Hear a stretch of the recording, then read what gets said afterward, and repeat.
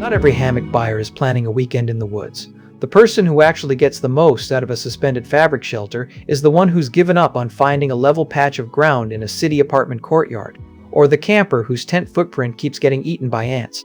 This isn't the best hammock for everyone. It just solves the problem. The obvious options ignore, carrying something that feels like a permanent fixture but weighs less than a water bottle. You know the scene. It's past dusk.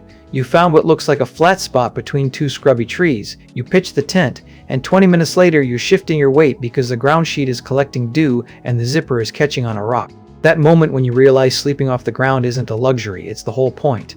ENO calls this the double nest, and the engineering trade-off is plain. Most camping hammocks either stay light and feel flimsy, or they feel substantial and pack like a brick.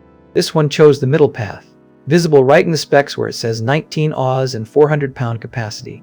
That's the tension every hammock maker faces, and this one split it. The 19 Oz weight means it slips into a side pocket of a hiking pack without announcing itself, which is the kind of detail the kind of person who measures twice notices. The 400-pound capacity means the fabric doesn't stretch into a cold spot after an hour, the way thin nylon does when the temperature drops. The triple stitch seam means the stitching doesn't fray at the stress points when someone shifts their weight, which is the kind of quiet reliability the kind of person who has already bought the cheap one twice appreciates.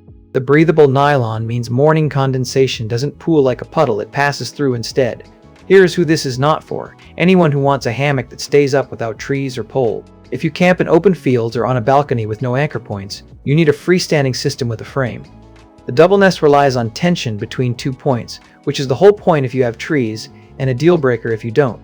If your actual problem is sleeping off the ground under a canopy, the limitation is irrelevant and you're not paying for capability you'll never use. You're still here, which means you wanted the trade-off rather than the spec sheet, and this channel is made on that assumption. Reading the manufacturer's own listing, the figure a careful buyer checks first is the capacity versus the weight. The bullets state it plainly: 400-pound capacity and 19 Oz. That ratio implies the fabric is strong enough for 2 people, but light enough that one person won't mind carrying it solo. What the bullets leave out is the pack size, which usually means the viewer should confirm the pack dimensions before buying.